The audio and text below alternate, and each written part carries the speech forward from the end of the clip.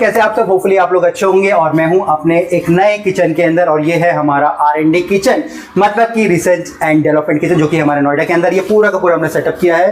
बिल्कुल नया किचन है, अभी पन्नियां ही लगी पड़ी है, बट हमने स्टार्ट कर दी है अपनी स्टाफ की ट्रेनिंग, क्योंकि बहुत ज़्यादा ज़रूरी है, क्योंकि ये है हमारा R&D किचन। यहाँ पे हम लोग प्रॉपर अपनी रिसर्च करने वाले हैं लो कार्ब फूड के ऊपर, और ये हमारे एक मल्टी क्यूजिन पूरा का पूरा मेन्यू होने वाला है, जिसके के बाद हम लोग लॉन्च करेंगे अपना प्रोजेक्ट मार्केट के अंदर। तो आज जो हम लोग अपने यहाँ पे शेफ्स को ट्रेनिंग दे रहे हैं वो है हमारी how to defrost your food in your kitchen.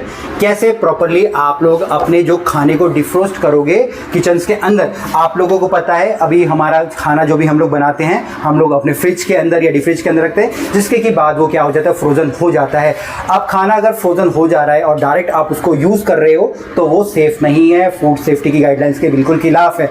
उसका एक प्रॉपर प्रोसीजर होता है जो कि मैं आपको बताने वाला हूं इस वीडियो के माध्यम से। अगर आप वीडियो में पहली बार हैं तो आप लोग भी हमारी वीडियो से सीख सकते हैं कैसे रेस्टोरेंट सेटअप्स होता है, किस प्रकार के एम्प्लॉइज को ट्रेनिंग दी जाती है, ताकि आपका भी नॉलेज वहां पे गेन हो। इसके अलावा अगर आप कोई भी सेटअप्स करने चाहते हैं तब भी आप लोग हमको अप्रोच कर सकते हैं, हमारे जो नंबर्स हैं डिस्क्रिप्शन में आपको मिल जाएंगे।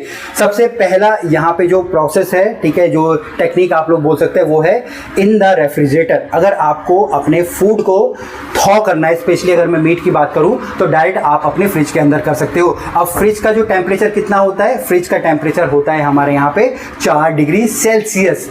अब यहाँ पे अगर आपको अपने फ्रिज में चिकन को डिफ्रोस्ट करना है, आप क्या करोगे, जो चिकन की जो ऊपर की पन्नी है उसे हटा दोगे और यहाँ पे आप उसको कंटेनर में रख दोगे। अब जो ये कंटेनर होते हैं वो आपके जो छेद वाले हमारी जो ट्रेज होती है वो होती है, उसके नीचे आप दूसरी ट्रे लगाओगे, ठीक है। और लगभग आपको यहाँ पे 2 दिन लगेंगे अपने चिकन को या किसी भी चीज को थॉ करने में। डिपेंड करता है कि वो कितना बड़ा पीस है या कितने केजी का जो पूरा का पूरा वो आइटम है। और समय समय पर हर 2 से 3 घंटे के बाद जो भी पानी इकट्ठा होगा आपकी नीची वाली ट्रे के अंदर, उसको आपको हटाना है, फेंकना है, नहीं तो आपके जो पूरे के पूरे फ्रिज के अंदर क्या आएगी, बदबू आने लग जाएगी। बट आपको ये ध्यान जरूर रखना है कि जो फ्रिज का टेम्परेचर है वो आपका 40 डिग्री फ़ारेनहाइट या 4 डिग्री सेल्सियस होना ही चाहिए। इसके साथ साथ आपका जो कंटेनर है जिसके अंदर आपने मीट रखा है या किसी भी तरीके का आइटम रखना है थॉ होने के लिए, वो हमेशा आपका कवर होना चाहिए। इंडिया के अंदर मैंने ये टेक्निक बहुत कम देखी है, बट शिप के अंदर हमारे बड़े बड़े ऐसे, जितना बड़ा हमारे किचन है इससे बट डबल ट्रिपल हमारे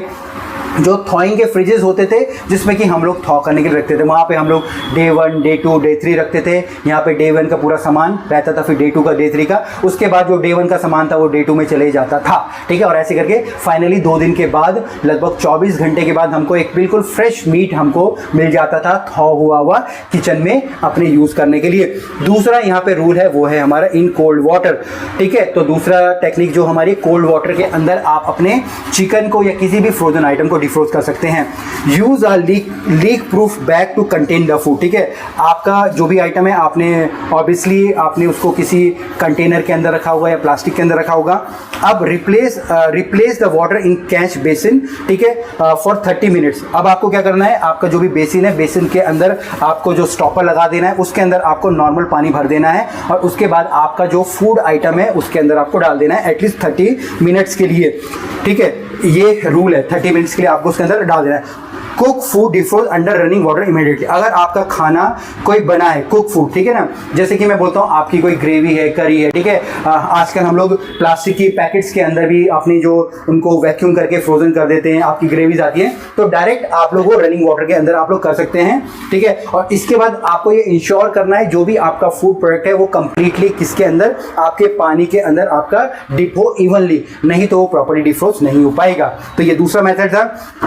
तीसरा मेथड है हमारा यूजिंग अ माइक्रोवेव। माइक्रोवेव एक बहुत ही बढ़िया टेक्निक है, ठीक है। और आप लोग जो भी माइक्रोवेव लाएंगे ना उसके ऊपर ऑलरेडी इंस्ट्रक्शन होते हैं कि भैया अगर आप चिकन का 1 किलो का पीस है तो कितनी देर में आपका डिफ्रोस्ट हो जाएगा, ठीक है। अगर आप कोई कुक्ड फूड को डिफ्रोस्ट कर रहे हैं तो कितना हो जाएगा, ठीक है। इसके बाद कोशिश हमको करना ही हम छोटे पोर्शंस में ही अपने खाने को गर्म करना है, ठीक है।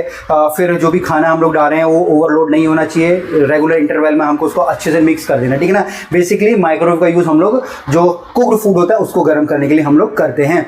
इसके बाद है as a part of a cooking process. अब कई सारी चीज़ें ऐसी होती है कि डायरेक्ट फ्रोजन आती है जिनको कि हम लोग फ्रोजन ही यूज़ करते हैं। तो जैसी आपकी रेसिपीज बोलती है, ठीक है, वैसे ही आपको यूज़ करना है। जैसे हम आप देखते हैं ना हमारे रेडीमेड पिज़्ज़ा के बेस आते हैं, ठीक है।